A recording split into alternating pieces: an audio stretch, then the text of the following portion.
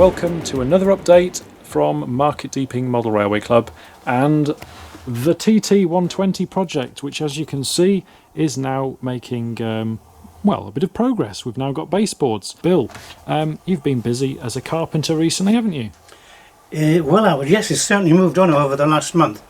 The main thing that we've come on with is the team that we've set up now. We're fully mobile. We've got all the team leaders in place. We've got Mick, who's dealing with the track building. Alan and John are going to do the cliff faces and rocks, and Dash is going to do all the sea. Dan back, who's doing the electrics, unfortunately isn't here this evening, and we also, our top secret guy that's coming in that's going to save us all is Graham Hobbs, and he's going to cover up with his artistic designs all the mistakes that we make. And then of course we have Peter, who's keeping us all in tune, and sorry, that was a pun. He conducts. That's one of his hobbies, a choir conductor. Yeah. And so Peter keeps us all in line and makes sure that we're working together as a team building. The one section that I've done this month, before very quickly moving on, we've got these baseboards now in place. We've used styrofoam, or styrofoam, whatever you call it. As we showed last time, we've got these units, plus in the middle of some bolts. And it's amazing how many people have come back and said, "Where did you get those?" So I think you may find a flood of these on the exhibition circus this next year. Well, without giving too much away, you can read a little update from Bill in the October 2023 issue of BRM on these boards specifically, and their construction, with a few diagrams as to how this sort of plan came about.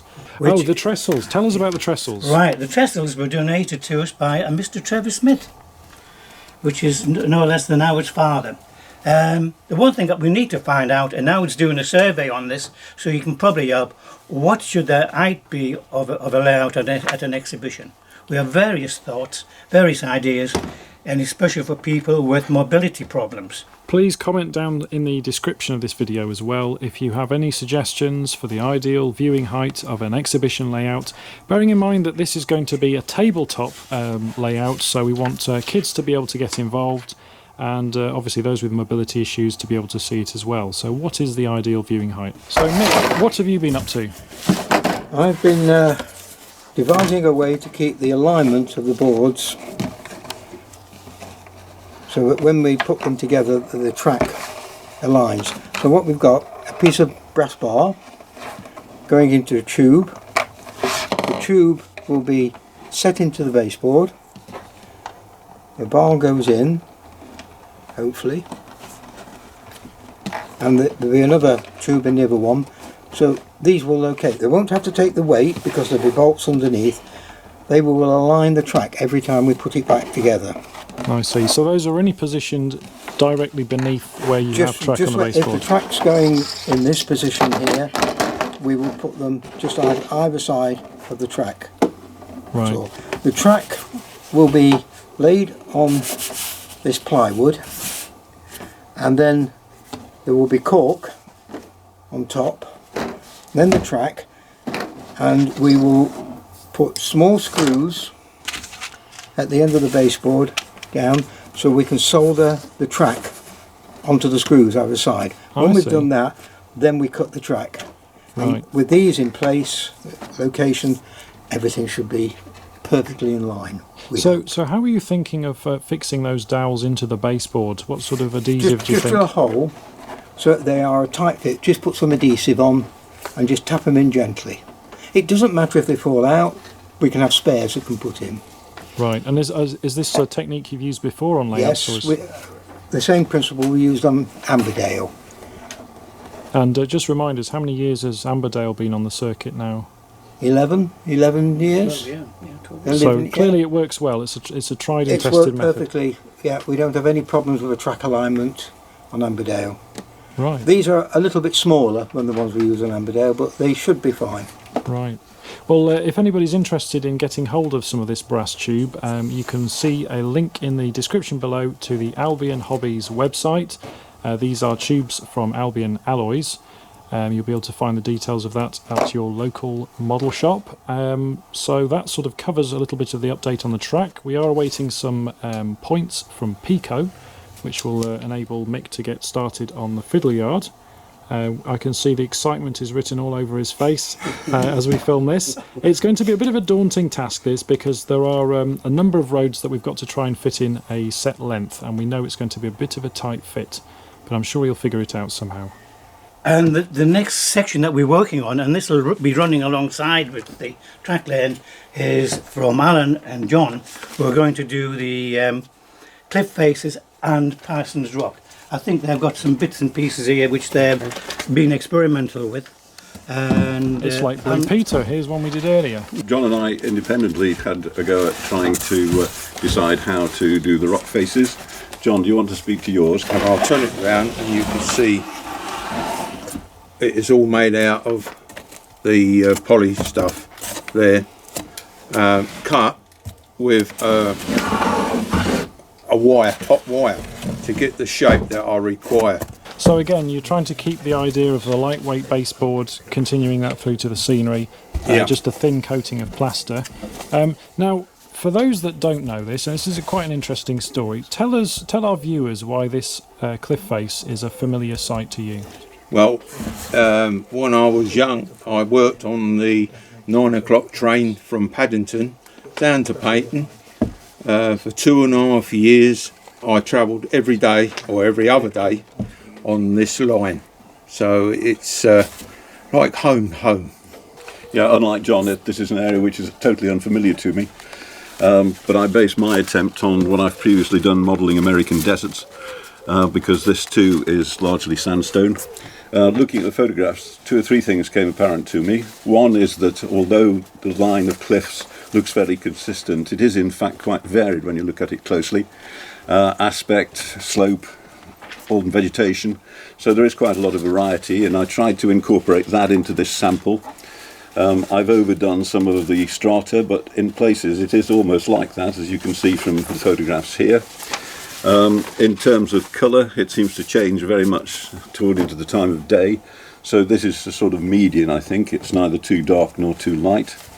And I didn't use plaster, I use sculptor mould, which I've used quite a lot in the past, which I think is a wonderful material in terms of taking detail and allowing you to build up or cut down as you like. And I didn't use a hot wire, I simply used an old carving knife. The one thing I would say is don't use your wife's best kitchen knife, and if you want to know why I can say that, I'll bear the scars. But the trick is so that she doesn't find out. Yes. For the viewers that are listening to this, go ahead, use it by all means, just make sure it's never found again. Unfortunately, this stuff leaves a lot of clues. Please let your presence be felt in the comments below. Let us know what you would have used on this cliff face if you were going to model it in 00 or in TT120 as we are. Let us know the products and the techniques you would have used. One of the difficulties that we need to consider in this is the transportation, and to move. It's a 10-foot by 4-foot board, but it's not just the width or the surface area; it's the height. And so, trying to make boxes to contain it, and as you know, when these go out to exhibitions, they take some knocks. Oh yes. And so, my concern was, what's the safest way and easiest way to transport those cliff faces? So if anyone has any ideas, we open to suggestions. And I know there's lots on the website, and as Alan rightly said, some of the American data is tremendous. But there's no such thing as a bad idea, so please, No. if you've got any ideas on transporting delicate cliff faces, again, in the comments section below, let us know. Yeah. Now, Dash, you've got a selection of Hornby Tinplate 00 in front of you. Yeah. Come on, what's going on? It's really drawing a comparison between product launches of Hornby in 1938 and Hornby in 2022. It's their first venture into a new gauge. Hornby 00, the old Tinplate 3-rail, was their first sort of venture away from the larger O gauge clockwork. And things came out in a certain sequence of release. So the Streamliner locomotives, for example, we've got here the Silver King, and we've got the Silver King from the TT as well. So it's that sort of approach. We're stuck with a limited track capability, shall we say. So on our initial outing, we may have Dawlish overtaken by 15 guinea specials for the whole day, because HSTs will be unavailable. And it's something that all the modelers of TT are obviously having to work with, the limited setups. And it's the same with scenery and getting scale houses, cars, people and things like that. But one of the things that we've been working on for this is the seaside element, because obviously Dawlish is famous through to Teignmouth for whether it be storms or lovely sunshine. And it was how we could portray both that was the challenge. And what we've decided to do, going along the lines of detachable scenery, is to have two seafronts. We can have something up to midday at an exhibition that is the summer seafront. So the tide is out, the wreck is showing, and everything's quite tranquil.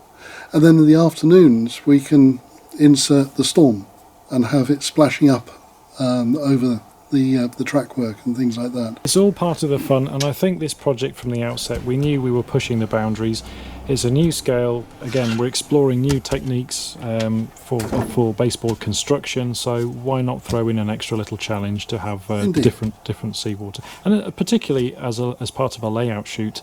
I think the photographs that you can get out of that layout are significantly different, and how you can portray the scene. It's been an interesting time, because this project has brought together the generations of modellers within the club. So we have people who are junior modellers, we have people who are older but perhaps not as skilled, and then we have some who are highly skilled modellers.